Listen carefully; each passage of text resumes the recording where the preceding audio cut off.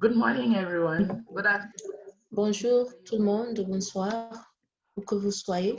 Welcome you to session 9 of the webinar, International Association for Peace and Economic. Bienvenue à ce webinaire de l'Association internationale pour la paix et le développement économique. Nous allons aujourd'hui suivre les perspectives des hommes d'affaires et le thème est la création de la prospérité mutuelle, le rôle essentiel des entreprises privées et de l'État de droit pour reconstruire les économies et développer l'emploi. Nous avons commencé par le programme de la journée. Nous allons d'abord avoir professeur Fatou Sao, qui est président du réseau africain d'appui à l'entrepreneuriat féminin. Et après elle, il y aura professeur Joseph Makamba Boucha, fondateur et directeur général du groupe d'investissement. Il y a aussi professeur Arben Malaj, ancien ministre de l'économie et des finances Albanie. Et après lui, il y aura M. Dan Katarivas, président Chambre de commerce et d'industrie Israël. Et enfin, on aura une présentation de la part de M. Thomas McDavid, président de Washington Times aux États-Unis. Et il est aussi le président de HD Magnolia. Veuillez rester avec nous, puisqu'après cette séance, nous aurons la cérémonie de clôture. À présent, nous allons inviter professeur Fatou Sarr qui sera notre première oratrice. Avant cela, comme je l'ai déjà dit, veuillez rester après ce webinaire pour la session de clôture.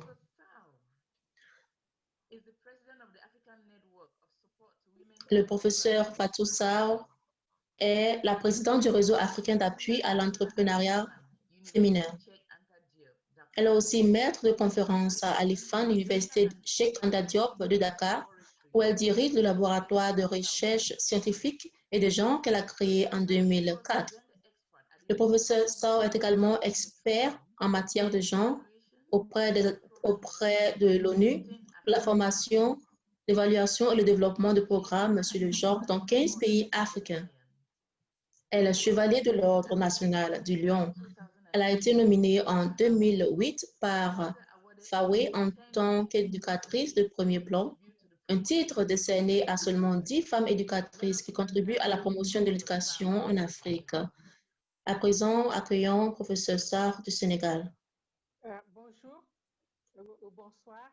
Good morning, good afternoon. Je voudrais d'abord dire le plaisir que j'ai de participer à cette activité, même si mon temps est très pris en ce moment. Mais j'ai accepté de le faire à partir du travail que je fais avec les femmes. Le sujet qu'on nous propose sur créer une prospérité mutuelle, je crois que c'est la question de l'emploi et de la reconstruction de nos économies, surtout dans les pays du Sud, ne peut se faire sans un état de droit. Et ce n'est que dans la solidarité et l'inclusion, quand je parle de l'inclusion, c'est pour amener la dimension de la femme que nous pouvons garantir une prospérité durable. Alors, c'est important qu'on interroge la nature de nos entreprises, qui sont les principales créatrices de richesse et d'emplois dans les pays pauvres. Au Sénégal, 90% des emplois sont créés par le secteur privé, mais ces emplois-là sont surtout un emploi informel, car 96,4% de ces emplois du privé sont dans l'informel. Donc, le privé informel devrait être la priorité pour nos États. Et aujourd'hui, le contexte de la COVID-19 a mis à nu les limites des politiques qui ont privilégié les investisseurs étrangers, avec comme résultat un ralentissement extraordinaire de l'activité économique, tout est en léthargie, et avec les risques possibles de soulèvement et d'instabilité.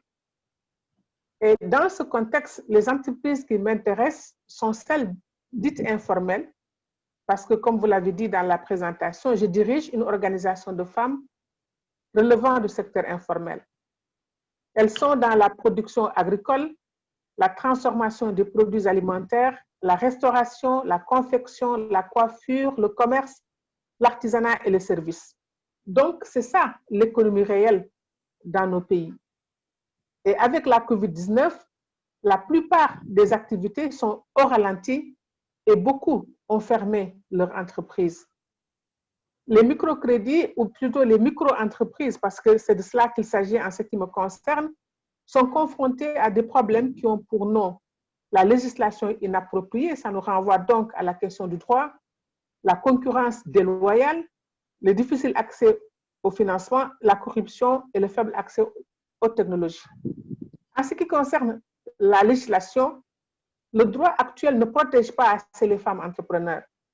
D'ailleurs, la Banque mondiale le reconnaît quand il dit que les programmes en vigueur ne défendent pas leur droit de participer à l'économie avec des chances égales et un égal accès aux avantages.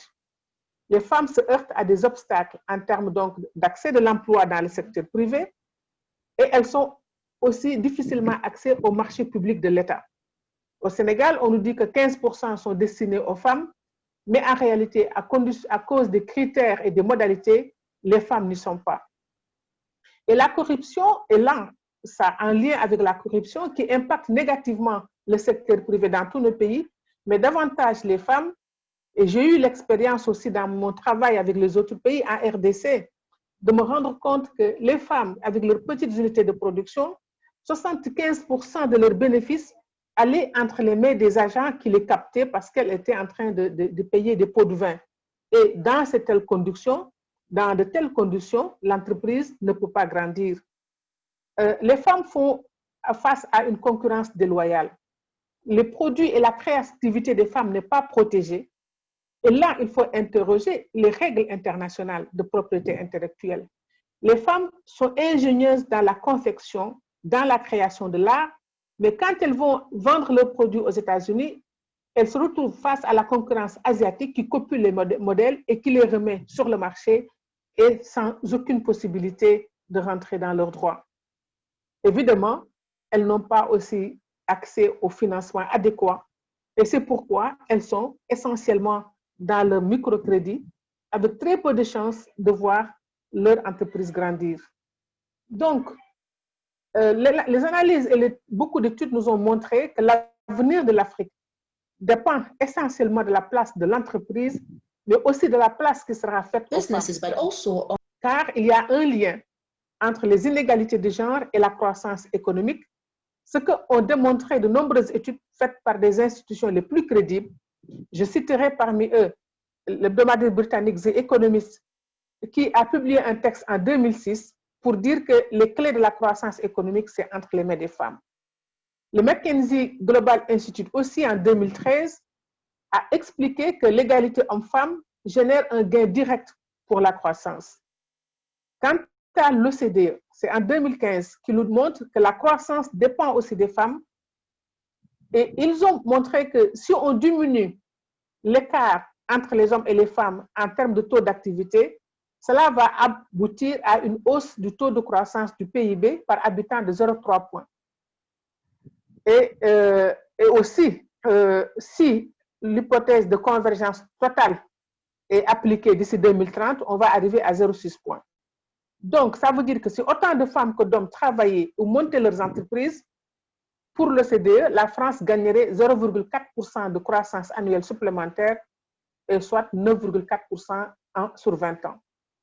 Quant au FMI, lui aussi, il a fait un rapport en 2015 qui s'appelle Fair Play, More Equal Laws, Boosts Female Labor Force Participation, et démontre qu'un plus grand accès des femmes au monde du travail se traduit par une grande plus de croissance. À l'inverse, nombre d'études scientifiques ont démontré que la présence d'un écart significatif entre les sexes, le gender gap, quant à l'accès au marché du travail et à l'activité entrepreneuriale, ainsi qu'à l'éducation, peut ralentir cette même croissance. Et je terminerai par l'INSEE, qui lui a l'Institut national de statistique en France, qui a montré que les inégalités de genre sont susceptibles d'affecter la croissance économique sur plusieurs canaux. Je retiendrai le capital humain.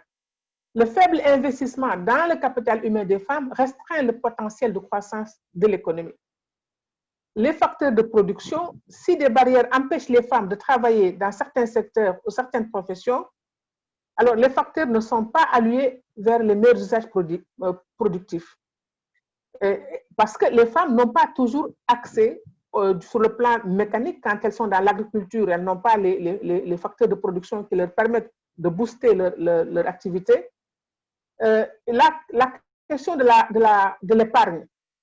Les femmes ont une incapacité à épargner suffisamment et cela freine particulièrement le décollage dans les pays en voie de développement. Donc, c'est pour dire qu'un secteur privé, pour qu'il soit un secteur privé profitable aux pays du Sud, en tout cas aux économies pauvres, il faut qu'il soit un secteur privé inclusif. Et c'est seulement dans ces conditions que nous aurons un développement durable et une prospérité. Donc, ma conclusion, c'est que l'avenir de l'Afrique dépend de la manière dont la question de la femme sera traitée. Et c'est pourquoi les politiques publiques doivent accompagner les entreprises des femmes qui sont majoritairement dans le secteur informel, étant donné que c'est l'informel qui est le secteur principal, qui est le secteur vital dans nos économies pour le Sud. Et je renverrai à des études de deux chercheurs, Mohamed Amin Kontchev et Schmitz, en 2015, qui ont analysé les relations entre inégalité de genre et croissance. Et ils ont conclu que les pays en développement se caractérisent par de faibles niveaux de vie et de fortes inégalités de genre. C'est pourquoi ils pourraient à la fois réduire les inégalités et stimuler la croissance en mettant en œuvre des politiques de lutte contre les inégalités de genre. Donc, mon discours était d'attirer l'attention sur le fait que c'est le secteur privé, parce que le secteur privé ne contribue qu'à 4,5% au Sénégal dans la création d'emplois. Donc, c'est le secteur privé qui prend en charge les 90% sur lesquels on doit mettre l'accent. Mais ce secteur privé, il est surtout informel et cet informel-là est surtout féminin. Or, malheureusement, les femmes ne sont pas dans les conditions pour leur permettre de développer ce secteur-là qui est le secteur le plus vital pour nos économies et pour nos sociétés. Et donc, c'était pour dire que la structure que vous représentez devrait prêter davantage une attention dans la situation des femmes et de l'économie dans les pays du Sud pour garantir une prospérité qui sera à la fois profitable à tout le monde, aux hommes et aux femmes et au peuple d'une manière générale. Et je vous remercie. C'était là l'essentiel de mes propos.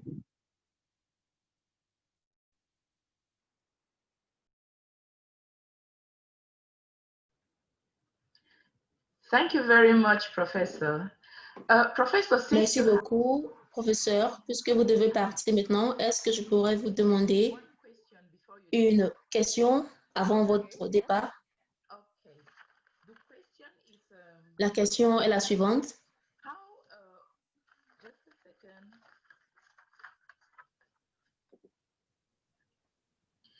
Women make up a minority of the former... les femmes constituent la minorité dans le secteur informel. Comment pourrons-nous encourager les femmes à participer plus dans la création des entreprises et en particulier à établir de grandes entreprises?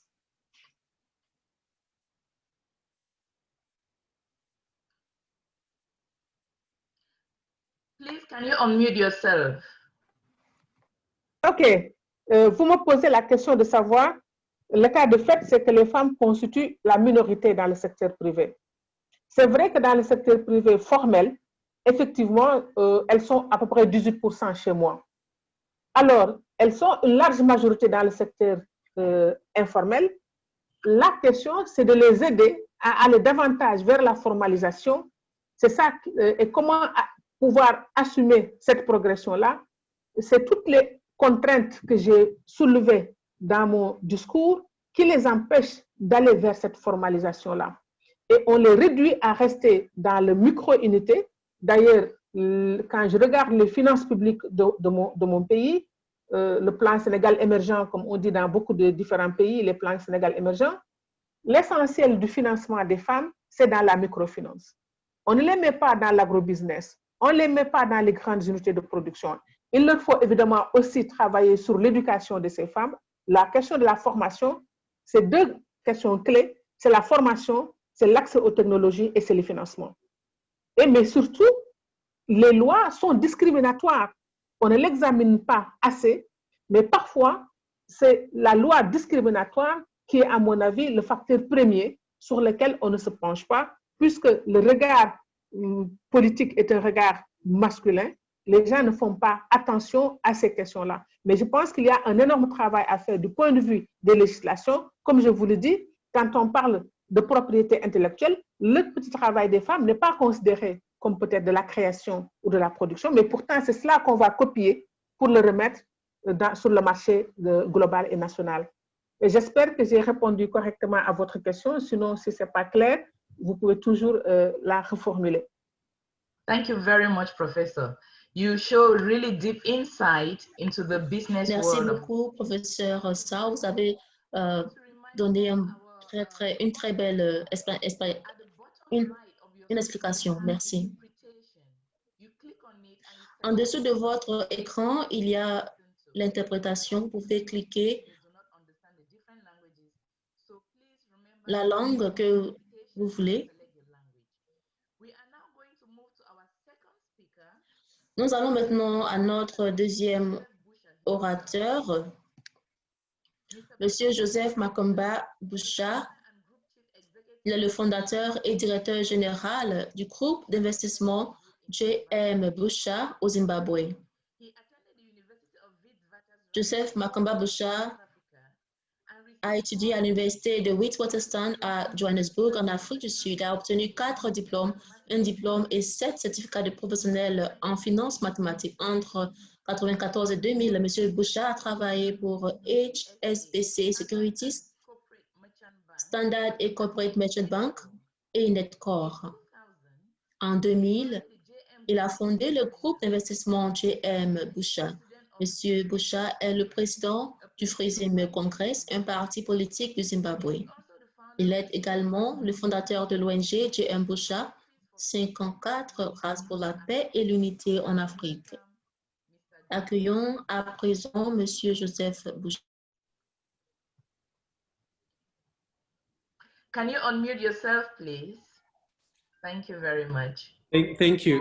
Good afternoon to the viewers and the listeners, and thank you for the introduction. Bonjour à tout le monde et merci pour cette introduction. Je parle ici de créer une prospérité mutuelle, le rôle essentiel de l'entreprise privée et l'état de droit pour reconstruire les économies et développer l'emploi. This is really what I'm going to be talking about this afternoon. There are about 4 key ingredients. Il y a 4 ingrédients clés de la prospérité mutuelle. D'abord, il y a la paix, l'unité et valeurs partagées, puisque je crois que s'il n'y a pas de paix, on ne peut, en tant qu'un peuple, développer, que ce soit économiquement ou dans la société. Le deuxième point est l'état de droit. Le troisième point est le droit de propriété. Et le quatrième ingrédient clé est la sécurité du revenu.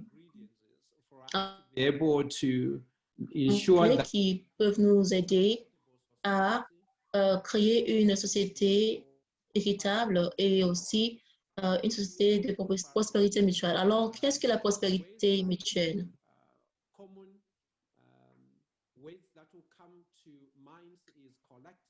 On peut parler de commun collectif.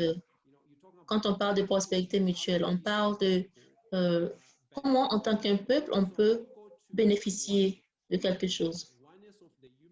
Donc, je vais parler de l'unité et valeurs partagées et aussi monde partagé.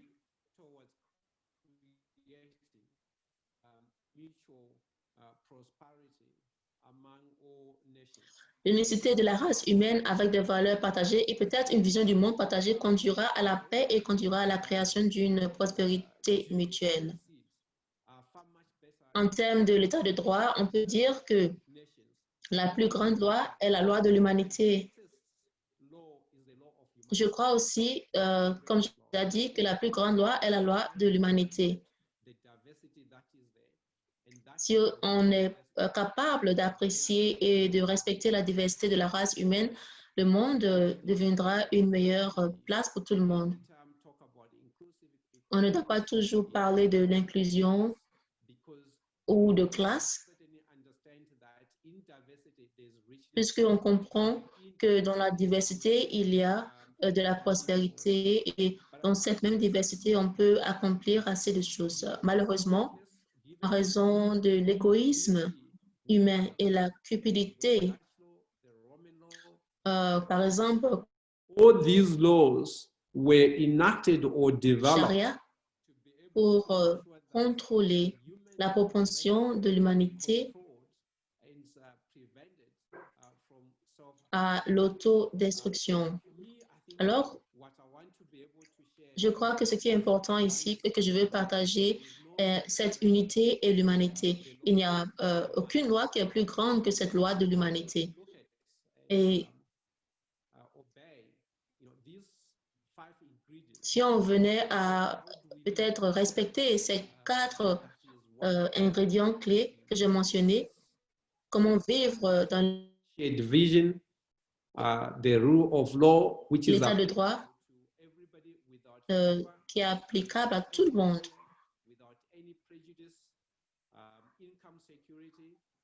Quand on parle de la sécurité, des revenus, des droits de propriété, quand on rassemble tous ces éléments et on est capable à les appliquer, alors en tant que peuple, on sera en mesure de créer une prospérité mutuelle.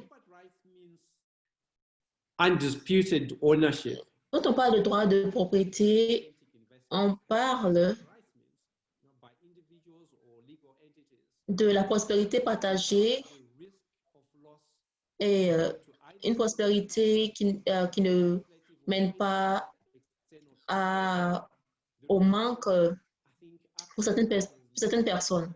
Et la raison pour laquelle l'Afrique est toujours en arrière dans certaines parties du monde est parce que nous n'avons pas de droit de propriété. Les personnes ne respectent pas ce droit de propriété, qu'il s'agisse de toute forme d'investissement. Donc, les droits de propriété peuvent être toute forme d'investissement.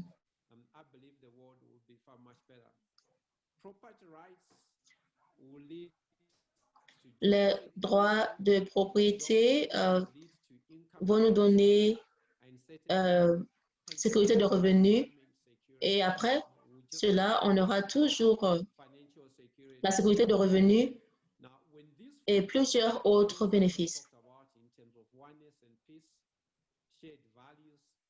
Rule of law, job and income security. Les valeurs partagées, l'état de droit, qui peut être atteint par le respect des droits de propriété, alors on aura un équilibre.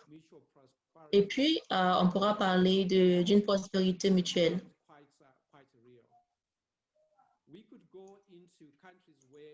On pourrait parler de certains pays où il y a des doutes, où l'état de droit, comme il est accepté universellement. Ce que je veux dire est que peut-être ces pays n'ont pas assez de ressources. Alors, je crois que ce que nous devons faire est de demander comment est-ce que les entreprises ou le secteur privé pourraient jouer un rôle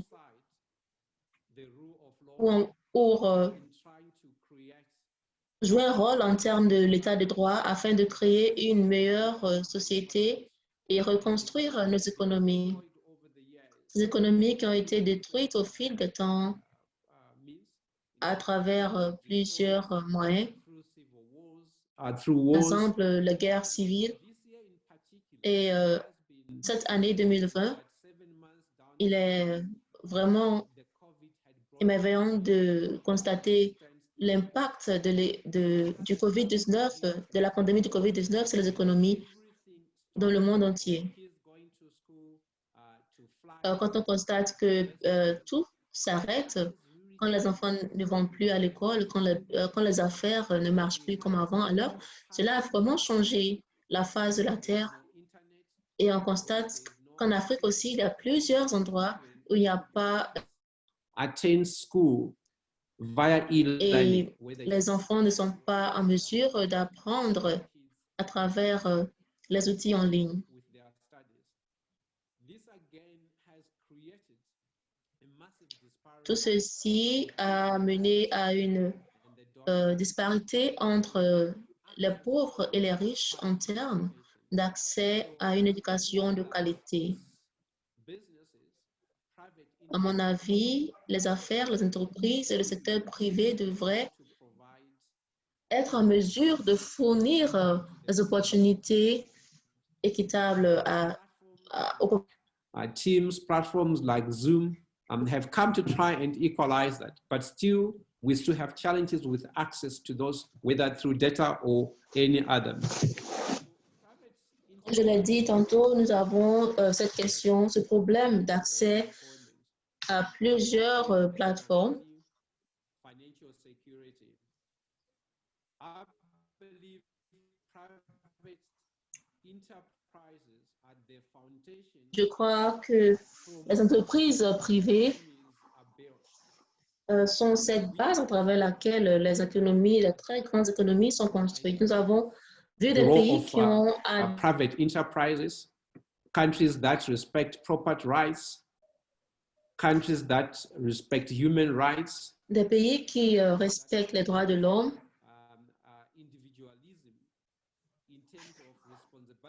les pays qui respectent aussi l'individualisme en termes de responsabilité.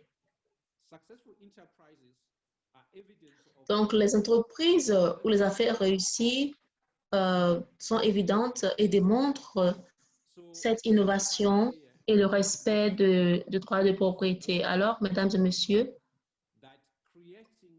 il est clair que la création de la prospérité mutuelle est une chose que nous voulons tous, puisque le monde sera meilleur et il y aura plus d'innovation et encore plus de développement. Si ces 4 aspects ou ingrédients clés que j'ai mentionnés sont acceptés. Je vous remercie.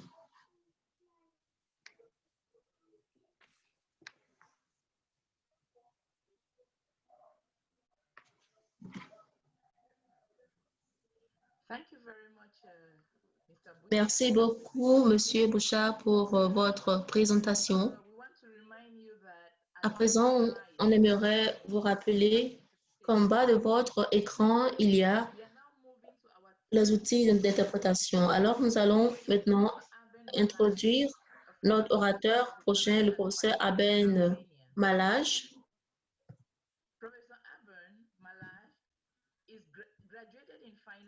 Le professeur Aben Malaj est diplômé en finance de l'Université de Tirana en Albanie de 1997 à 1998. Il a été ministre des Finances de 2002 à 2003, ministre de l'Économie et de 2004 à 2005. Il a été ministre des Finances.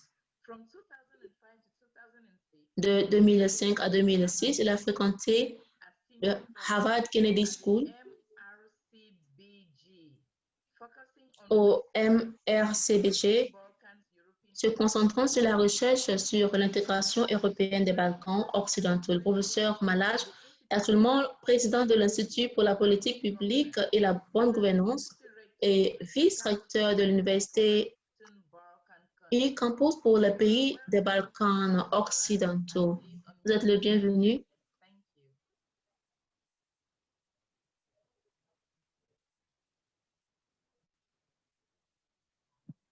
Thank you very much. Thank you for introduction. Merci beaucoup pour cette présentation, introduction. Je remercie les organisateurs de cette conférence qui se focalise sur les défis réels de nos vies. J'aimerais partager mon écran et ma présentation.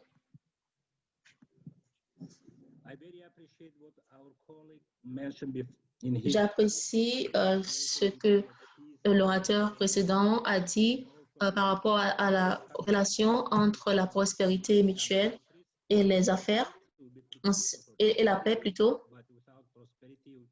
Puisque sans la prospérité, on ne peut avoir la paix durable. Il est important d'éliminer tout conflit et travailler main dans la main pour réaliser la prospérité mutuelle pour tout le monde.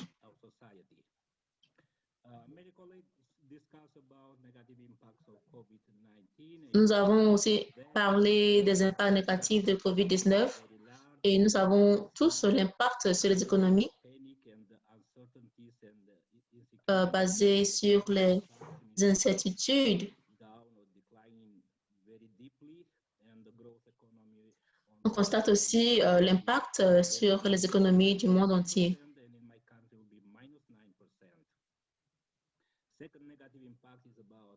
Je veux parler de l'impact négatif de COVID-19 en termes d'investissement aussi.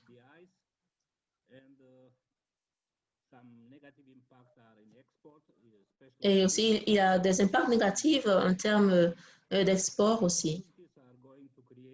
Donc, toutes ces incertitudes vont créer des problèmes dans nos économies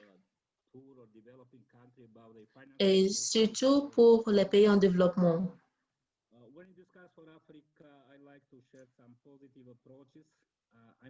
Pour l'Afrique, j'aimerais partager les aspects positifs. On peut constater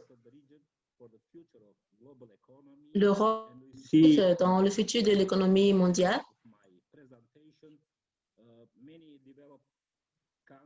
Quand on regarde l'écran, on constate que plusieurs pays auront un manque dans le nombre de travailleurs. Dans ce contexte, on constate que les aspects tels que l'éducation et autres secteurs pour l'Afrique et pour les pays en développement. Negative impacts, especially in your region, about COVID-19, based on the level of education, and we see how. Donc, l'impact sur le long terme dans le secteur de la santé et de l'éducation, on constate que le confinement aura un impact sur le salaire et les revenus des pays, surtout en Afrique du Sud. Alors, on devrait trouver des solutions pour le chômage structurel. Il y a aussi eu assez de débats par rapport et la vie sociale. Et dans ce contexte, je crois que la solution n'est pas seulement d'être en faveur de confinement, mais on devait penser aux instruments politiques. On devait aussi penser à la coexistence entre ces pandémies et l'économie et la vie sociale. Et dans ce contexte, nous devons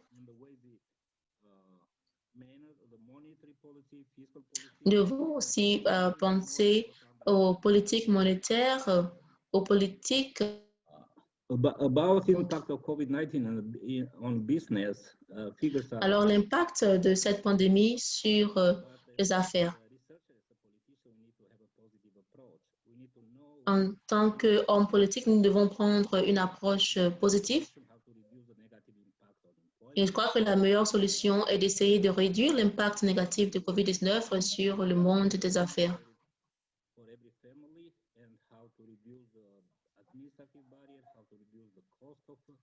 Donc, on devrait penser à réduire le coût des affaires.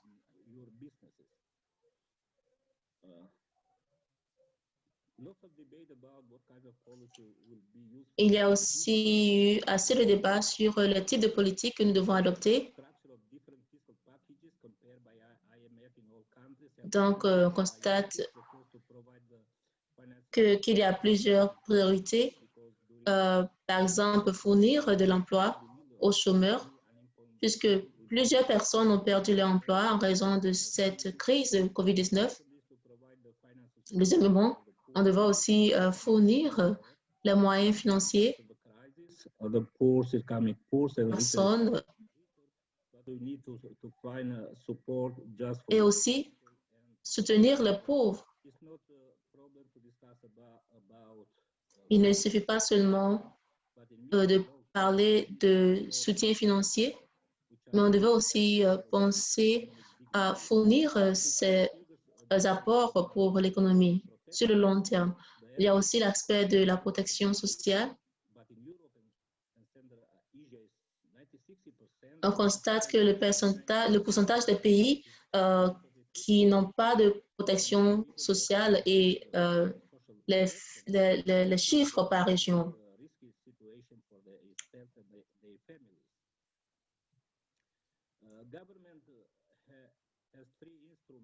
Donc, les gouvernements ont 3 instruments qu'ils pourraient utiliser pour combattre COVID-19. Il y a d'abord la politique monétaire.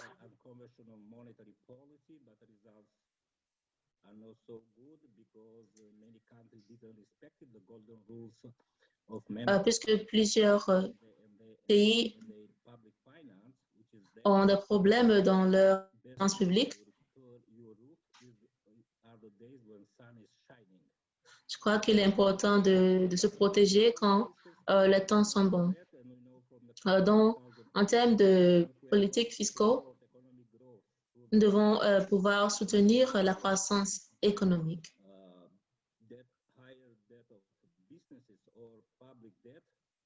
On doit pouvoir réduire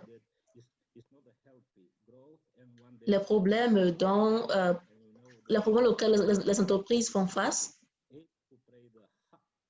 The high social price for what they did wrong about structural reform to support the economic growth of the economy from the reform, not from the high debt.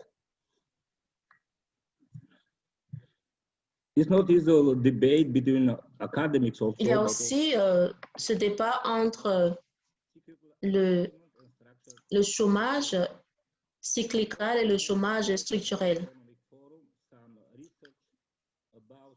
Le Forum économique mondial a publié une étude sur les emplois d'ici à 2022.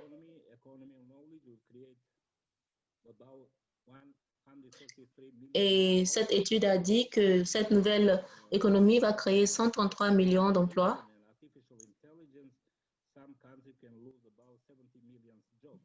Et certains pays même pourraient créer 70 millions d'emplois. Il y aura, on aura besoin de 58 millions, on aura besoin de créer 58 millions d'emplois dans le monde entier. Et pour faire cela, on aura besoin de la science, de la technologie et autres. Un défi en ce qui concerne cette période porte sur la corruption et ce qu'on appelle l'argent gratuit qui est donné par plusieurs organisations et autres institutions. Et comme on le sait, les hommes politiques sont les mêmes partout et dans ce genre de situation,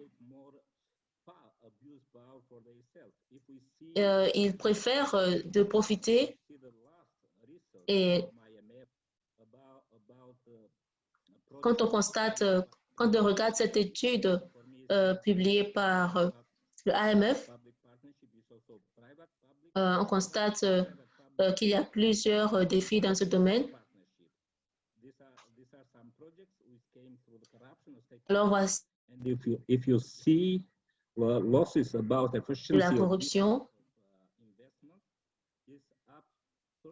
Et il est dit que des pays gaspillent de 30 à 50% des sommes qui dépendent, des sommes pour les infrastructures.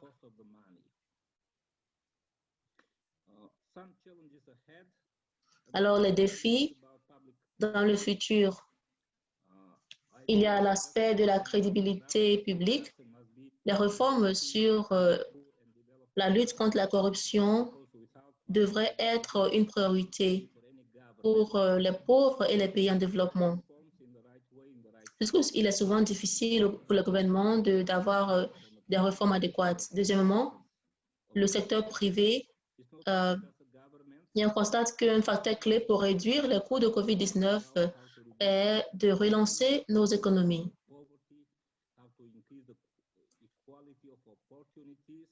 Et il y a aussi cet aspect du besoin d'une coordination meilleure entre les autorités et les entreprises privées. Et pour cela, on devrait parler de l'état de droit, on devrait parler de droit de propriété.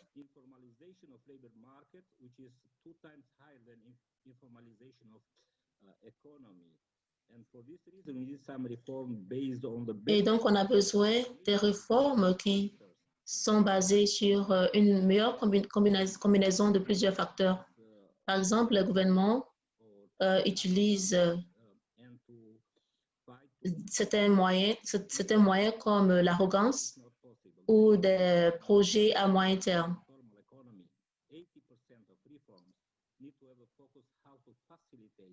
80% des réformes devraient porter leur attention sur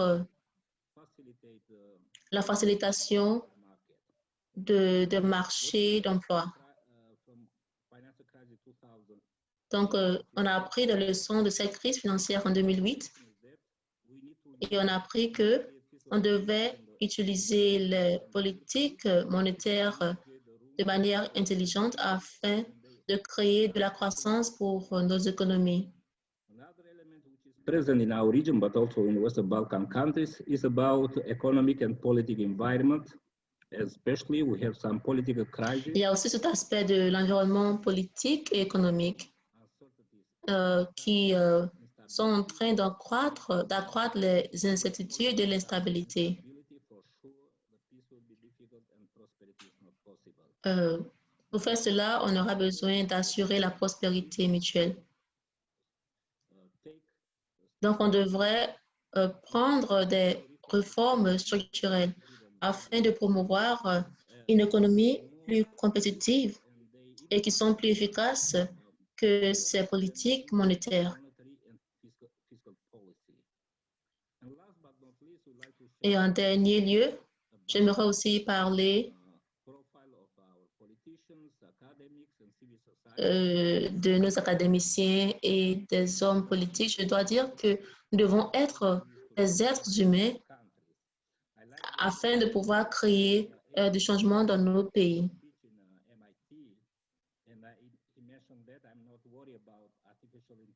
Et il y a cette personne qui a dit que je ne me soucie pas de l'intelligence artificielle, de donner le pouvoir aux ordinateurs de penser comme les humains. Mais je suis concernée plutôt par ces personnes qui réfléchissent comme les ordinateurs, sans valeur et sans compassion, et qui n'ont aucun regard pour les conséquences de leurs actions.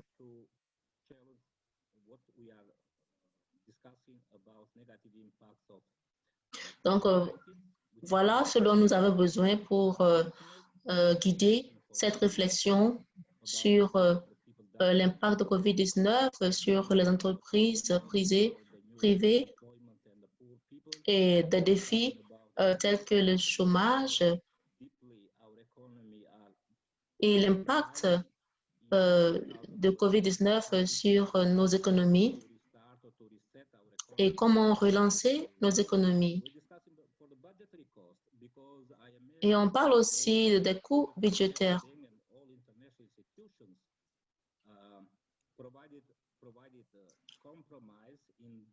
Puisque plusieurs organisations ont offert certains soutiens financiers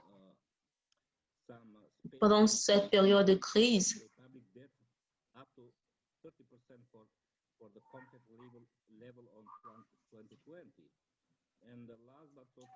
Et enfin, on devrait aussi parler des coûts.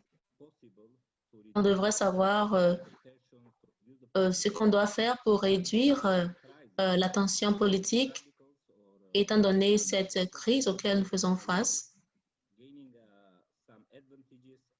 what happened in some, not just in the poor countries or developing countries, but also in developed countries. Thank you very much for this very Merci beaucoup pour cette opportunité. Thank you very much, Dr. Aben Malaj. Merci beaucoup, Monsieur Alben To our next Malaj, who is none other than Mr. Dan Katarivas. Nous allons maintenant donner la parole à Monsieur Dan Katarivas. Il est le président de la Chambre de commerce et d'industrie Israël. Il est diplômé de l'Université hébraïque de Jérusalem où il a obtenu une licence en économie en sciences politiques.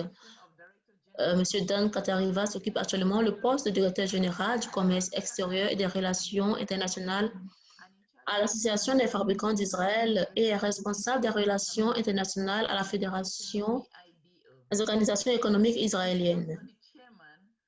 Il est également président de la Chambre de commerce et d'industrie Israël. Auparavant, il a travaillé pendant 25 ans pour le gouvernement israélien. Son dernier poste a été celui de directeur général adjoint des affaires internationales au ministère des Finances. Vous avez la parole, Monsieur Dan Katarivas. Merci beaucoup. Je remercie la FPU. C'est un honneur pour moi d'être ici.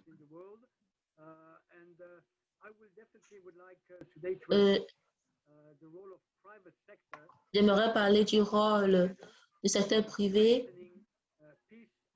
et comment rassembler les gens pour la paix et pour la prospérité mutuelle. Je dirais que nous vivons une période très difficile et cette pandémie a démontré combien l'interdépendance est importante et comment est-ce qu'il n'est pas possible de résoudre les problèmes de manière individuelle. Nous sommes tous liés. Alors, si on n'est pas capable de travailler ensemble, alors on ne pourrait pas résoudre ces problèmes. L'orateur précédent a parlé de l'impact de cette pandémie sur les économies. Et je dirais que la période post-COVID-19 sera différente. Le monde change et nous devons être capables de s'adapter. Je peux aussi parler du secteur privé en Israël, mais je crois que nous devons prendre responsabilité et de ne pas, que le secteur privé ne devrait pas se focaliser seulement sur les bénéfices. Le secteur privé devrait sentir cette responsabilité sociale et aller au-delà des bénéfices et essayer de développer la vie sociale. Et nous aussi, on essaye de promouvoir l'aspect que le monde des affaires a un rôle quand il s'agit de rassembler les personnes et promouvoir la prospérité et la stabilité. En Israël, on a eu cette expérience puisque nous sommes un petit pays, donc le marché interne est très petit. Donc, on essaye de tirer notre regard vers le marché mondial et comment faire des affaires dans le monde entier, puisqu'on fait des affaires pour assurer la prospérité et non seulement pour avoir des bénéfices.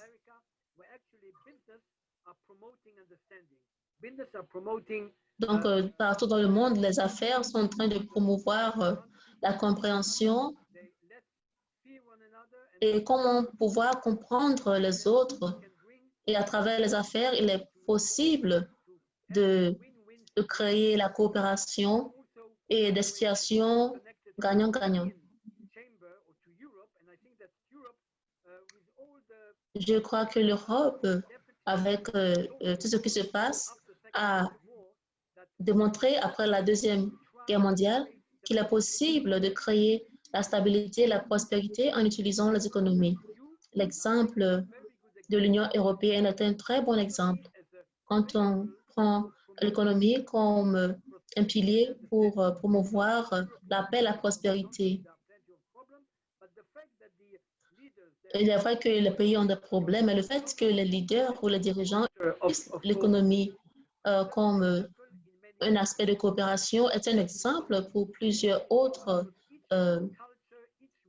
régions. Et on devrait copier ce modèle européen de notre manière, puisque nous avons des contextes différents. Mais l'aspect important est cette idée que l'économie et que le monde des affaires est très important et est un moteur pour rassembler les personnes dans le monde entier pour agir ensemble.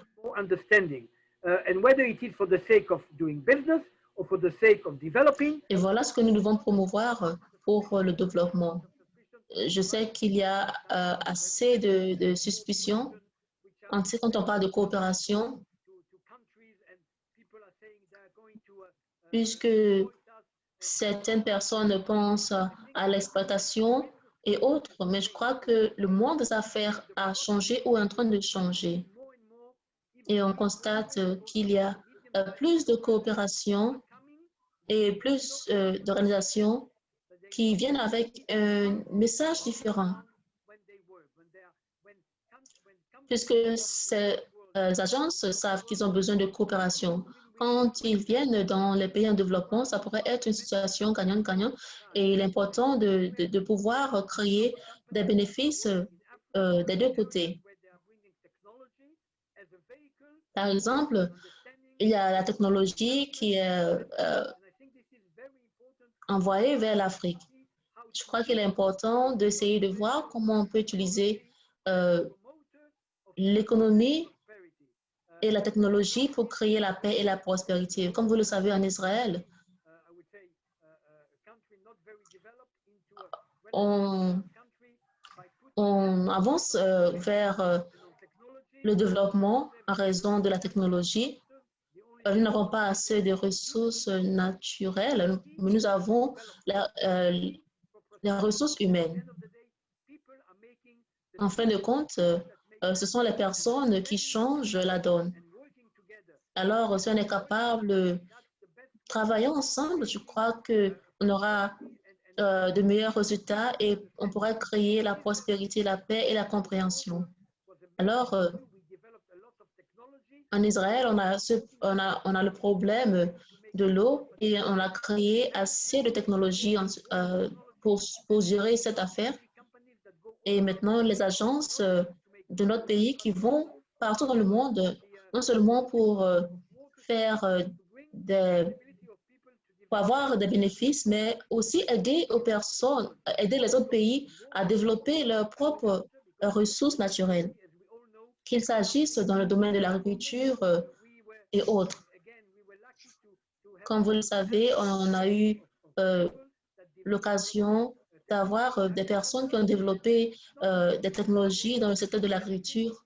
Et ce n'est pas seulement pour notre propre bénéfice, mais nous voulons aussi partager ces technologies et ces idées partout dans le monde.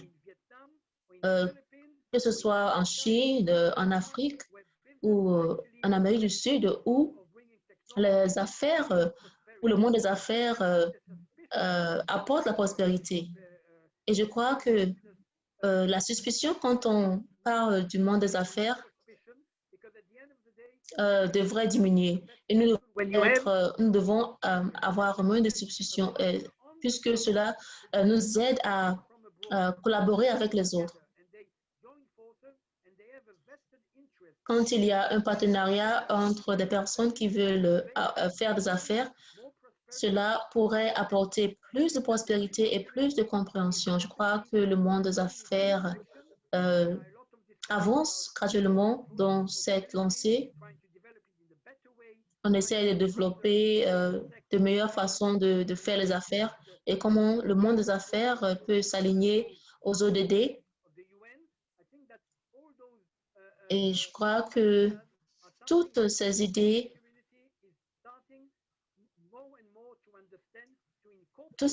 démontrent que le monde des affaires commence à changer. Et il y a des bons exemples, mais je crois que cet aspect de suspicion entre les affaires où on croit que c'est les hommes d'affaires sont là juste pour exploiter les autres, commencent à changer. Je crois que nous avons de bons exemples. Et je sais qu'il y a aussi la suspicion par rapport aux organisations internationales, qu'il s'agit de la Banque mondiale, etc. Il est vrai que le passé de ces organes démontre qu'il y a eu de l'exploitation et autres. Et on constate que l'état de droit n'a pas toujours été respecté et les gens ont pratiqué la corruption et autres. Mais je crois que le monde des affaires a commencé à comprendre que la corruption est quelque chose de très négatif.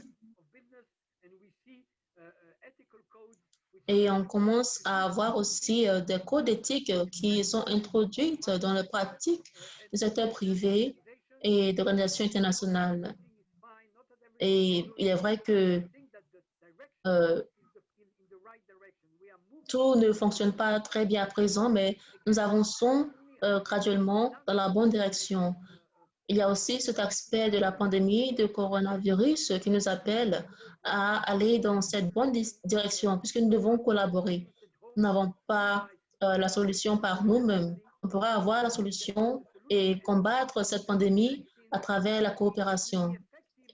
Et ce vaccin que nous cherchons sera efficace si tous les pays du monde ont accès au vaccin.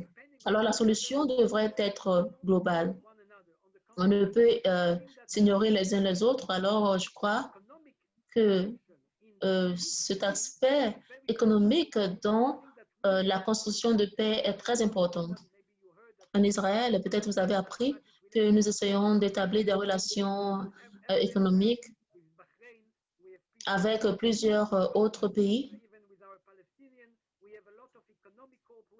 Et nous avons aussi assez de coopération économique puisque nous croyons que c'est en créant des liens économiques qu'on sera en mesure de créer plus de connexions et d'avoir des intérêts communs et de créer la stabilité. On essaye de séparer la politique des affaires privées.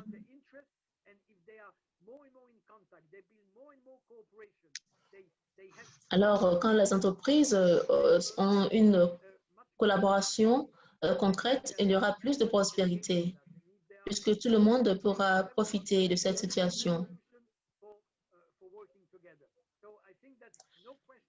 Alors, je crois que quand je parle de l'économie, je parle de technologie, de commerce, d'investissement.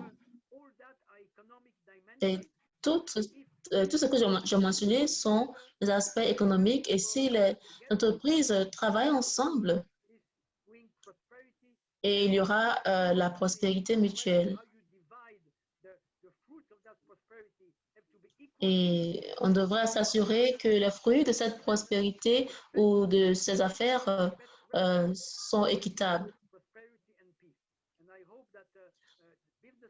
J'espère que les entreprises vont se mobiliser et ils ont commencé à comprendre l'importance de la coopération et la réalisation de la paix et de la prospérité. Je vous remercie.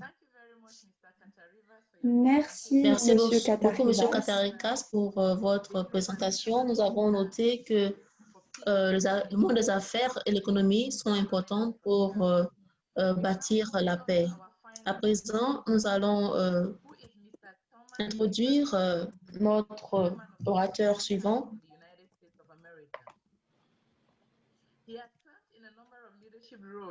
Monsieur Thomas McDavid, président de Washington Times, États-Unis.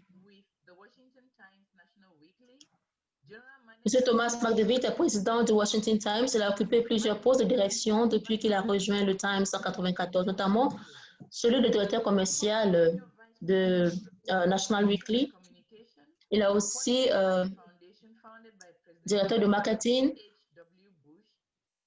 Il a été vice-président principal du marketing et de la communication de la fondation Point of Light, fondée par le président George Bush. et il est également président de la FPU des États-Unis. Merci beaucoup. Bonjour, mesdames et messieurs, Excellences et Docteur Atanga. Merci pour cette aimable introduction. Je suis désolée de ne pas pouvoir vous rejoindre en direct dans Zoom et d'avoir dû vous contacter avec un message vidéo. Je suis dans la salle des fondateurs du Washington Times où je suis président. Je suis ici depuis 28 ans et je suis également président du HJ Magnolia Global et j'aide à coordonner l'AIDE à travers le monde. C'est un plaisir d'être avec vous tous.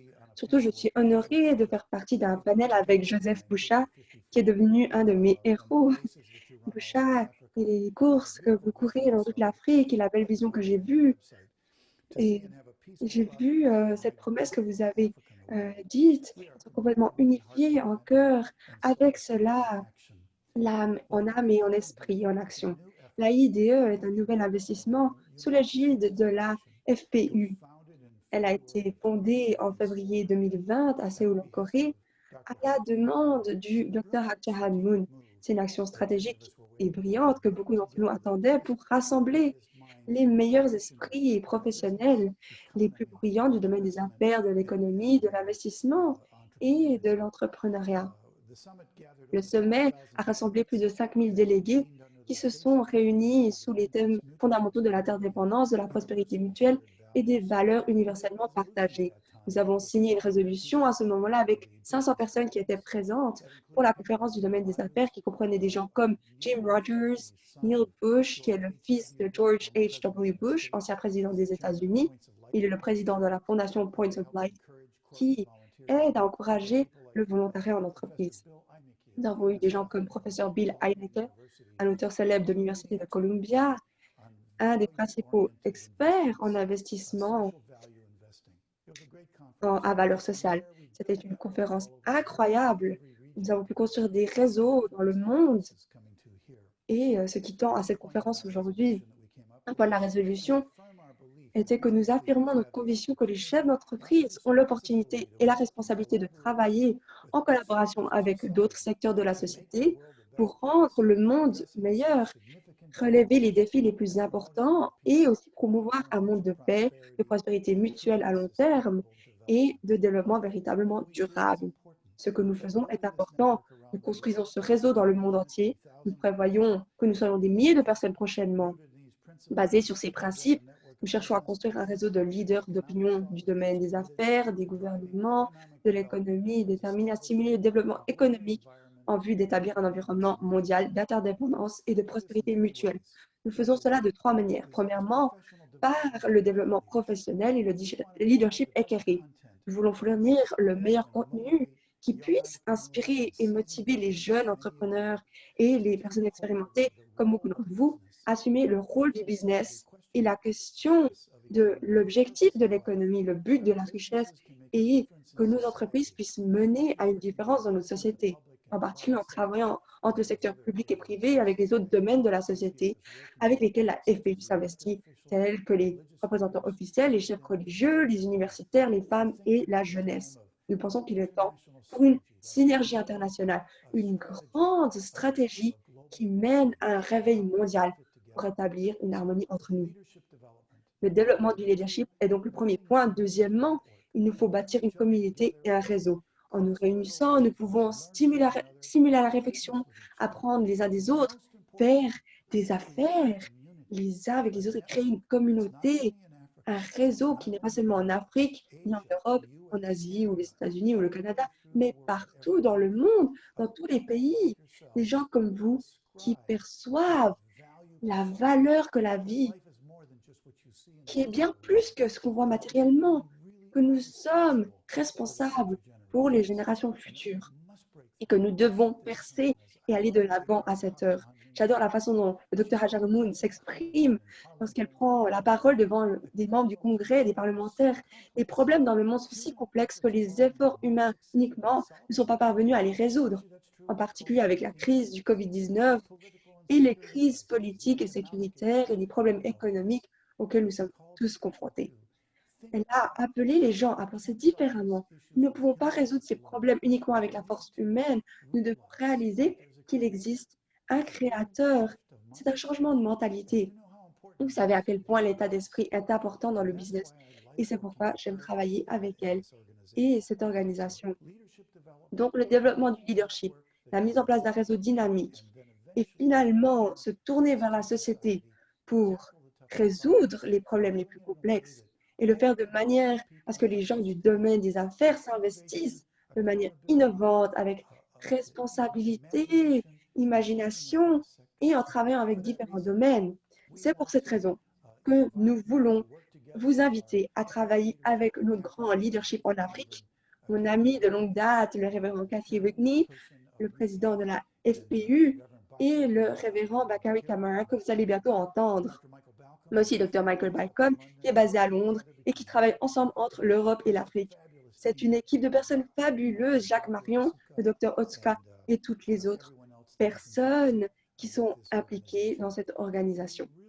Nous pouvons véritablement croire que le monde change et nous traversons actuellement une phase qui aura un impact plus important que l'époque où Albert Einstein a découvert la théorie de la relativité ou lorsque l'électricité ou encore lorsque Internet furent établis et que cette technologie dans le domaine physique, il y a bien plus une grande révolution de l'esprit humain qui se déroule au-delà de la race, des frontières religieuses et des frontières ethniques et nationales. Et ce n'est pas seulement dans le domaine de la foi ou de la conscience mentale, cela concerne aussi les affaires, la politique, la culture, les médias, la jeunesse, les femmes et les universitaires. Nous devons transformer la culture qui est en amont de la politique. Et nous devons le faire ensemble. Nous sommes véritablement une famille mondiale sous un seul créateur. C'est un plaisir de m'adresser à vous aujourd'hui, de vous encourager à travailler ensemble, car nous avons besoin de votre leadership. Coopérons et changeons le monde. Que Dieu vous bénisse, que Dieu bénisse l'Afrique, l'Europe, l'Eurasie et le Moyen-Orient. Merci beaucoup. Merci beaucoup, Monsieur McDavid. Nous allons maintenant continuer avec les questions et les réponses. Nous avons quelques questions aux orateurs. La première question est pour Monsieur Boucha. Nous avons cette question. Comment pouvons-nous atteindre les 4 points que vous avez mentionnés lorsqu'il y a des violations des droits de l'homme en Afrique? Et comment pouvons-nous utiliser l'affaire et les finances pour servir la communauté? Vous avez la parole, Monsieur Boucha. Si je dois répéter la question, bon, ça va. Merci beaucoup, modératrice Alanga. Merci pour votre question. Il y a 2 choses à faire. Nous devons avoir un paradigme qui en Afrique, permet de partager une vision, des valeurs partagées et que nous puissions atteindre cela. Sans la paix, il n'y a pas de développement économique. Sans paix, il n'y a pas de développement social. Et la paix n'est pas une solution, il nous faut le leadership. Il nous faut une sensibilité pour le bien-être des personnes. Il nous faut un nouvel ordre global, un leadership qui est ouvert à l'écoute. Le défi en Afrique est qu'il y a le leadership qui n'est pas ouvert à comment mener le pays en avant. Il faut faire en sorte que les citoyens en Afrique soient capables de répondre, à prendre action et prendre action en soyant nous-mêmes des citoyens de paix et de pouvoir être comptable pour nos leaders et pour les investissements. Il faut des droits d'État. This one is in government, then they've got their own sets of rules and how they are treated. That's where the biggest challenge is. If we can accept diversity If you Il can faut qu'on puisse accepter la diversité, qu'on puisse comprendre que nous avons une destinée en tant qu'humanité et comprendre l'environnement qui nous entoure et préserver le monde pour les générations futures. Et de cette manière, nous pouvons établir la paix. Mais tout d'abord, il faut prendre la responsabilité et faire la promesse une promesse de paix. Merci beaucoup, Monsieur Bouchard. Notre prochaine question revient au ministre Malage. Il y a des exploitations lorsque les employés se sentent exploités. Parfois, les employeurs ne valorisent pas assez leur travail et les risques pour les employés. Comment pouvons-nous surmonter cette confrontation, en particulier dans cette période du COVID-19? Merci beaucoup pour cette question. Il y a des problèmes pour tous les travailleurs. Les employés doivent pouvoir créer des associations et avoir une voix dans leur public et de pouvoir être soutenus par la société civile.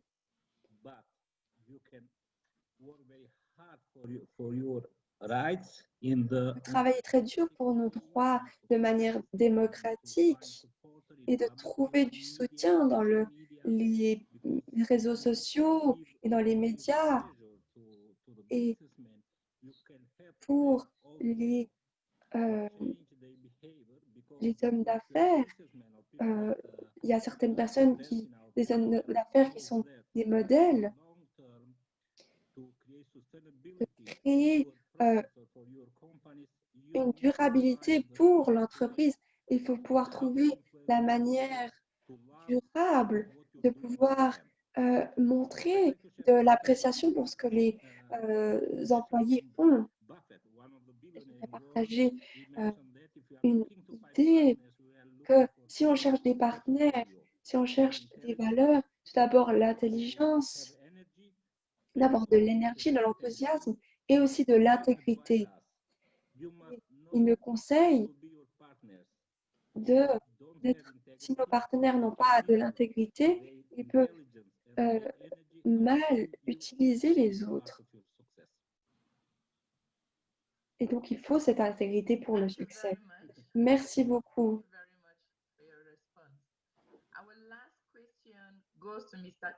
Notre dernière question revient à M. Katarivas. Les entreprises petites et grandes représentent un certain pourcentage. Comment pouvons-nous permettre le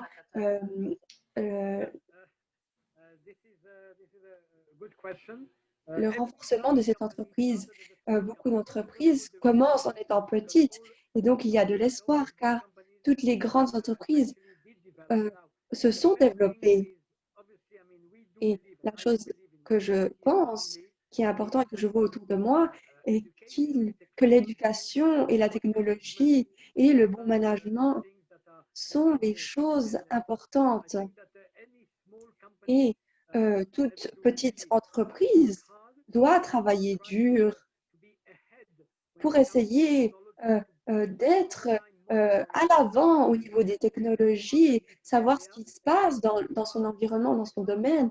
Et je ne parle seulement pas les technologies, non, les technologies à haut niveau, mais je parle dans tout niveau, de toute entreprise, même des entreprises traditionnelles, que ce soit dans la production, que ce soit dans le marketing, même dans le service. Le monde est là et attend de nouvelles idées et même les petites entreprises peuvent identifier les besoins et les demandes et c'est sans limite. Et donc, il faut se souvenir que tous les entrepreneurs, même des petites entreprises, doivent se souvenir que même les grandes entreprises ont commencé petits. Donc, il faut toujours travailler plus dur et continuer de l'avant et voir la compétition et apprendre des autres. Et ça, c'est les solutions. Et je dois dire que parfois, la perte, c'est aussi une chose. Certains sont plus chanceux que d'autres et c'est aussi un élément dans le succès de l'affaire. Donc, si nous travaillons dur, si nous essayons de nous prouver et de questionner qu'est-ce que je peux faire de mieux, qu'est-ce que je peux améliorer, ça c'est la meilleure recette pour le développement. Merci beaucoup. Nous allons maintenant donner un peu de temps à chaque orateur si vous avez encore quelques commentaires. Monsieur Bush, d'abord, si vous voulez ajouter quelque chose, Monsieur Boucha, vous pouvez.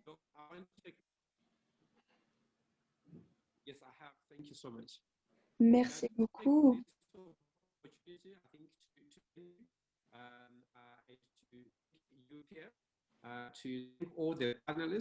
J'aimerais utiliser cette opportunité pour vous remercier. Un message que j'aimerais laisser, c'est que seulement si on décide de se réveiller, d'avoir un réveil et de suivre l'intégrité et de travailler dur et de fusionner nos énergies et nos forces pour une société inclusive et pour s'harmoniser avec l'environnement autour de nous, alors l'environnement pourra être durable et nous pourrons bien travailler ensemble. Merci. Merci beaucoup, Monsieur Boucha. Monsieur Malage, encore quelques dernières paroles.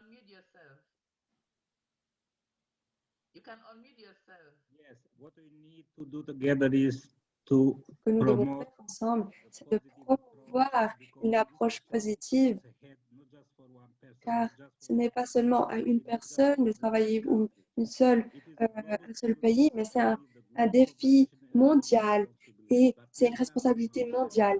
Et donc, faisons de notre mieux pour notre peuple, notre pays et le monde. Merci beaucoup. Et Monsieur Katarivas, les dernières paroles. Je dois vous remercier à nouveau pour l'opportunité de voir tant de personnes de différentes origines et de croire et d'avoir de l'espoir pour le futur, pour l'avenir. Et une fois qu'on a confiance en soi, alors on peut faire tout ce qu'on veut. Le monde est un environnement ouvert et il faut utiliser cette opportunité et les réseaux et de travailler avec des autres pour les personnes et c'est la meilleure chose qu'on peut faire. Merci beaucoup.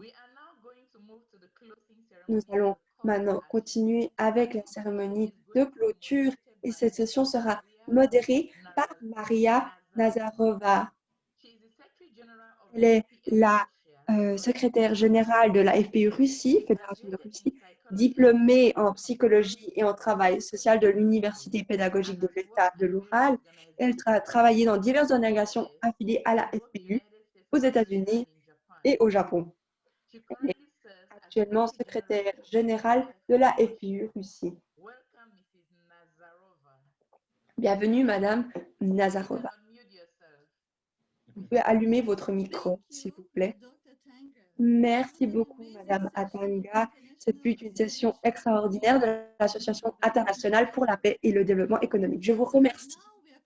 Et maintenant, nous arrivons à la fin de notre voyage de 3 jours. Comme Abraham Lincoln l'a dit un jour, donnez-moi 6 heures pour abattre un arbre et je passerai les 4 premières heures à affûter la hache. Donc, je pense que pendant ces 3 jours, nous avons utilisé notre temps pour aiguiser très bien la hache et maintenant, nous sommes prêts à abattre l'arbre. En fait, des dizaines de milliers de personnes ont regardé cette conférence. Imaginez quel impact cela a pour la création d'un monde de paix. Ainsi, pour clore notre conférence, écoutons quelques mots de sagesse de la part de dirigeants distingués de la région d'Afrique, d'Europe, de l'Eurasie et du Moyen-Orient. Notre premier orateur pour la session de clôture sera M. Balcom, président de la Fédération des familles pour la paix mondiale pour l'Europe, l'Asie et le Moyen-Orient. M. Balcom. and good afternoon and good evening, everybody. Bon Indeed, après-midi à vous tous. a long journey these last 3 days, and I'd like to Ça speak fut une longue briefly journée ces derniers jours et j'aimerais what have we learned. faire un bilan de ce que nous avons discuté. Je vais partager mon écran That all of us can pour que vous puissiez together. tous So let me voir the mes, slideshow. mes diapositives. Excuse me. Here it is. What I've learned in this great cooperation. And first of all, I think we've learned that Africa and Europe make great partners. And that's particularly pleasing to me because although you may know it, looking at my face, I was Des actually born bons partenaires et comme vous le voyez sur mon visage, comme vous ne le voyez pas sur mon visage, je suis née au Nigeria, mais je suis américain et je suis très heureux de voir la coopération entre ces différentes régions du monde. Nous pouvons faire mieux en travaillant ensemble, comme nous l'avons pu voir. Et comme j'ai participé à toutes les sessions, la paix est la responsabilité de tous. Oui, nous avons vu différentes sessions, différentes personnes qui sont responsables de la paix. Déjà les chefs d'État, les gouvernements et leurs familles, puis les représentants élus et les diplomates pour l'Association internationale des parlementaires pour la paix, puis les leaders, les chefs spirituels, les universitaires, les médias qui ont vraiment donné des bonnes présentations aussi, et aussi les hommes d'affaires. La paix est la responsabilité de tous, mais aussi c'est important de se souvenir que la paix, c'est ma responsabilité. Et ça ne peut pas être laissé aux professionnels de faire ce travail. Il faut que nous pensions qu'avant que ce soit leur travail, c'est à moi de prendre cette responsabilité. On peut avoir plusieurs excuses pour ne pas être des citoyens de paix, mais moi, je me dis souvent que je ne suis pas assez important ou je n'ai pas de position importante. Je ne suis pas président des États-Unis ou un premier ministre de mon pays, comme l'étaient certains des participants. Je ne suis pas assez éduquée ou je n'ai pas assez de ressources pour le faire, je suis trop jeune, je suis trop âgée, ou etc. Ce sont toutes des excuses, car la paix est la responsabilité de chaque être humain. Et comme l'a dit Dr. Hak Ja Han Moon, notre fondatrice, dans son mémoire, la paix débute avec moi. Et c'est là où débute la paix. Et ce n'est pas et c'est pour tout le monde. Cette leçon à garder avec nous. Je peux aussi dire que j'aimerais aussi approfondir un peu l'origine de la FPU. Certains d'entre vous étaient là depuis le début et vous avez entendu dans les sessions précédentes, mais nous allons nous souvenir pourquoi la FPU a été fondée. Qu'est-ce que veut dire ce mot universel? Bien sûr, un des objectifs est de créer des partenariats et des alliances pour la paix. Les dernières 15 ans, nous avons très bien fait et nous sommes très heureux de toutes les autres organisations qui se sont jointes à nous. Et merci beaucoup à eux et aussi le soutien de beaucoup. Et j'aimerais aussi parler de certains défis ou certaines difficultés.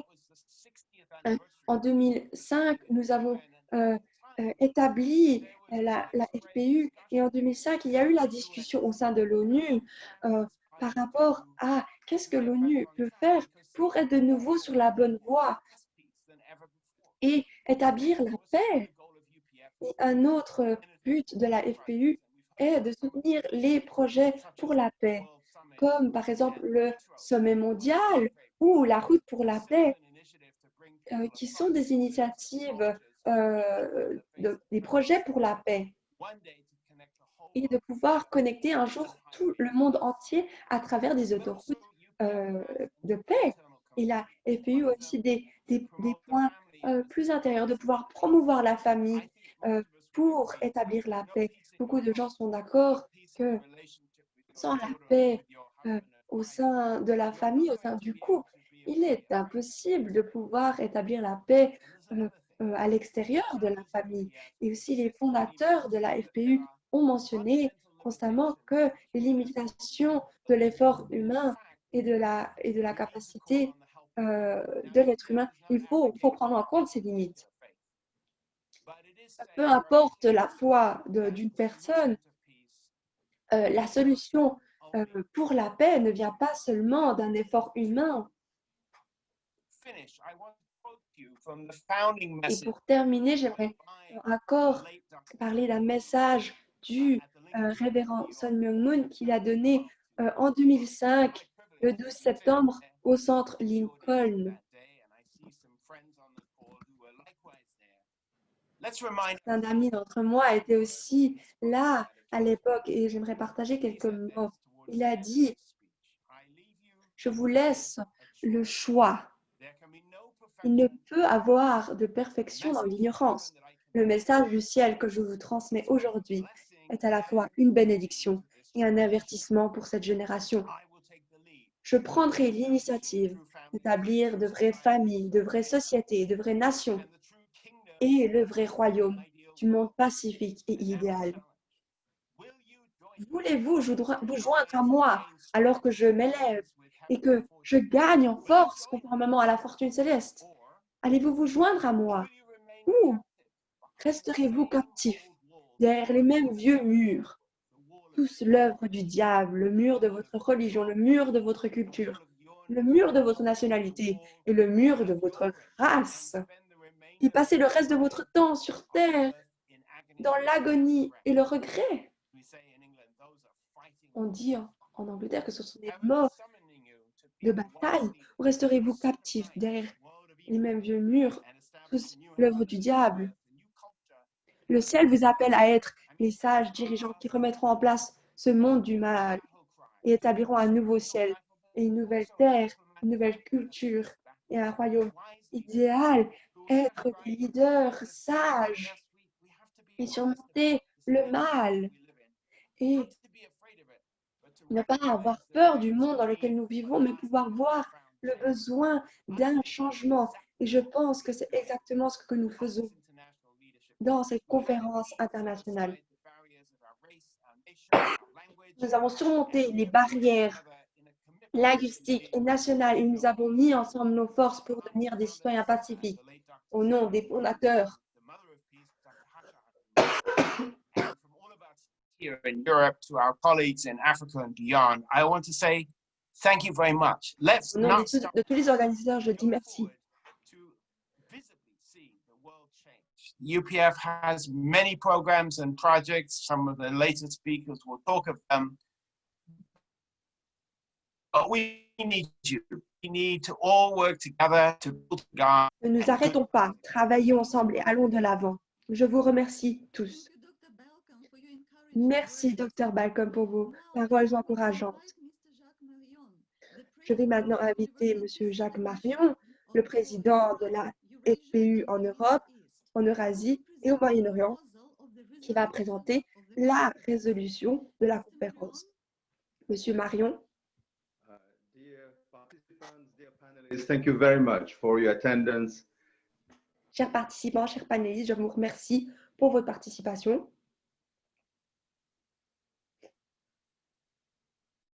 I think we are facing. I will read to you Je vais vous lire. Y a-t-il un problème avec ma connexion?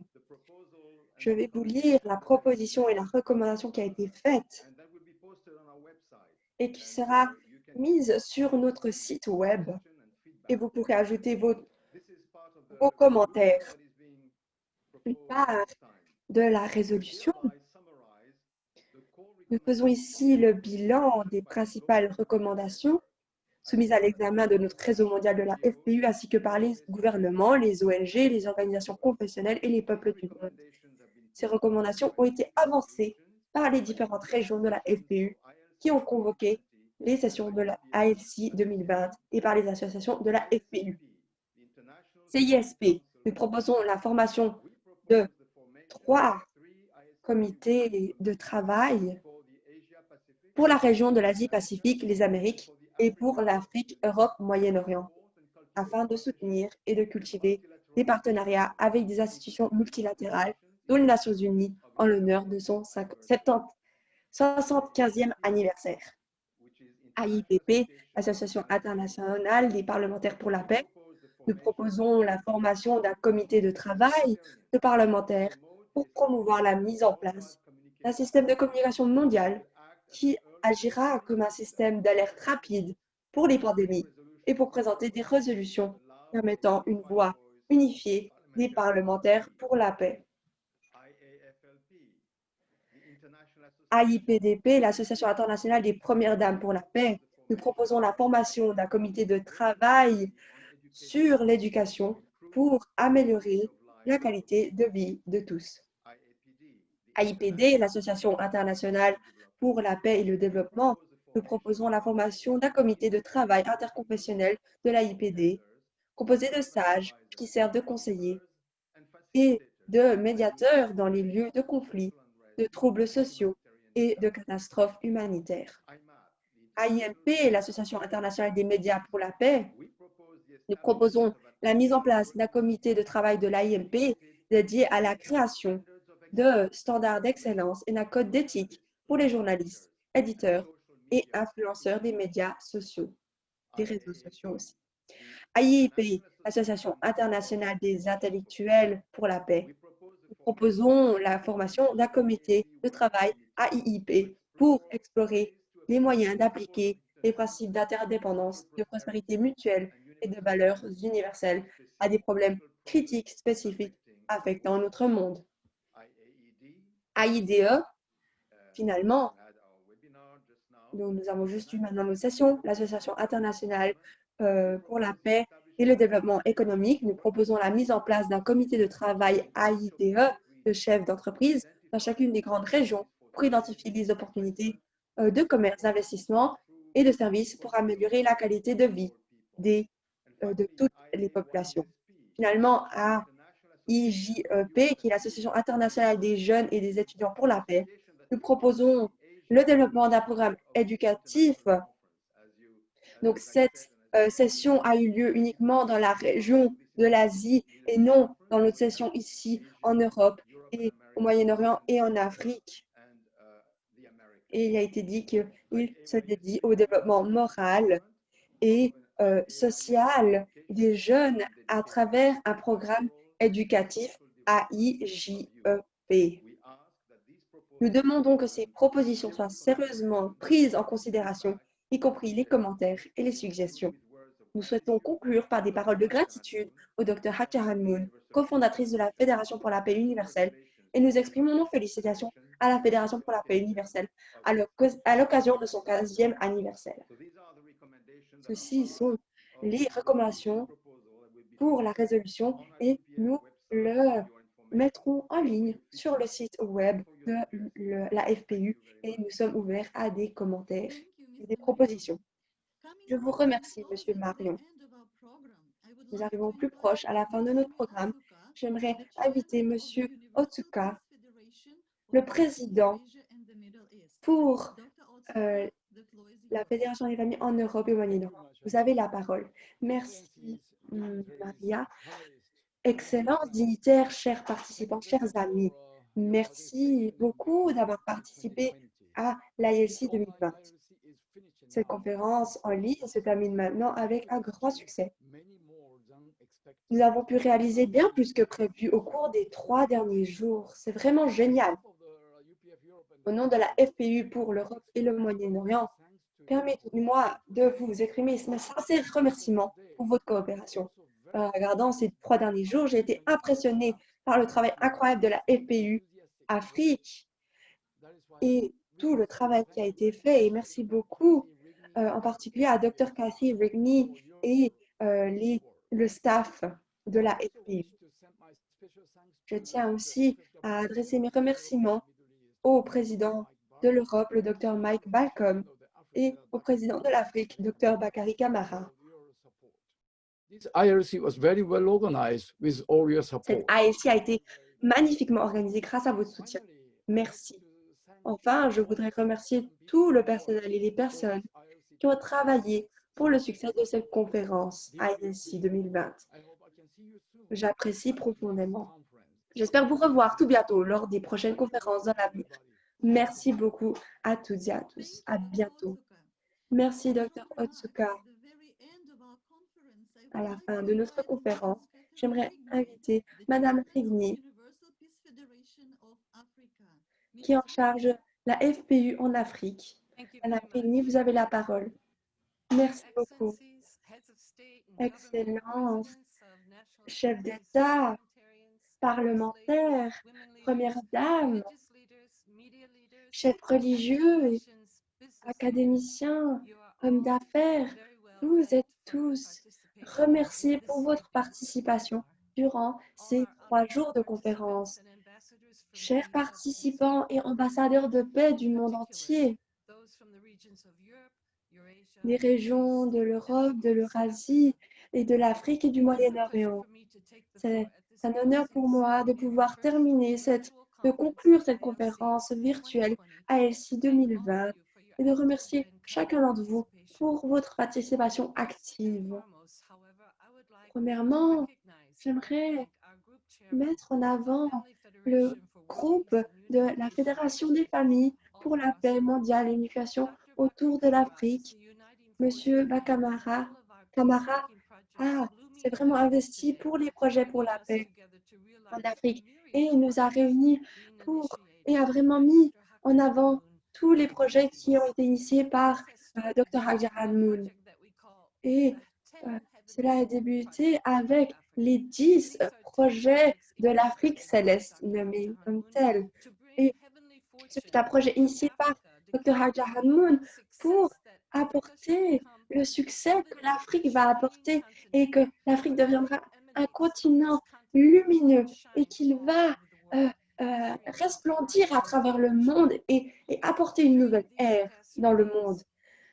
En ces 3 derniers jours, les panélistes et les participants ont montré leur investissement et leur passion pour la paix mondiale, mais aussi pour la vision de la paix qui est partagée par les fondateurs de la FPU et les associations, et en particulier Dr. Hajar Moon, la mère de la paix. Et avec votre participation active, nous pouvons avoir espoir et pour l'humanité, d'établir la paix sur le monde et d'avoir un monde de paix et de bonheur et d'harmonie qui puisse devenir une réalité enfin. Les questions auxquelles l'humanité fait face et pour que nous puissions ressentir de la joie, nous devons surmonter notre ignorance face à notre parent céleste, face à Dieu. Et il est évident que nous devons surmonter les conflits et toutes les barrières entre les personnes et les institutions et les nations. Pour les fondateurs de la FPU, révérend Dr. Sun Myung Moon et révérend Dr. Hajar Moon, ils pensent que si nous pouvons approfondir de plus en plus et arriver à la source des problèmes et trouver où la source d'amour vient, d'où vient la source d'amour. Nous n'avons jamais pu expliquer d'où vient l'amour. Mais si nous pouvons l'expliquer et voir les raisons pour lesquelles nous avons des crises dans ce monde et voir que Dieu essaye de ramener l'humanité à son but originel. Qu'est-ce que ce groupe proclamerait pour pouvoir atteindre un monde de paix? Ce groupe proclamerait que notre monde est un monde actuellement en ignorance et qu'il faut que nous changeons de direction. C'est la mission de la FPU, comme cela a été exprimé par Dr. Thomas McDavid. L'ère actuelle est un moment de changement de l'humanité comme il n'y a jamais été dans l'histoire auparavant. Il faut un nouveau dialogue. Et il faut aussi que nous cherchions des solutions pour amener le dialogue du monde entier et trouver et débuter une nouvelle révolution humaine. Et il est maintenant temps pour cela. Merci pour cette conférence et pour toutes les présentations de toutes les sessions. Nous sommes arrivés à une nouvelle compréhension sur les fondateurs de la FPU et que la FPU peut apporter des solutions à l'humanité et apporter un monde prospère. La FPU met le monde de l'avant. Il soutient l'ONU et aussi les gouvernements et les ONG et les organisations régionales avec une nouvelle vision, un nouveau dynamisme de l'interdépendance, la prospérité mutuelle et des valeurs universelles.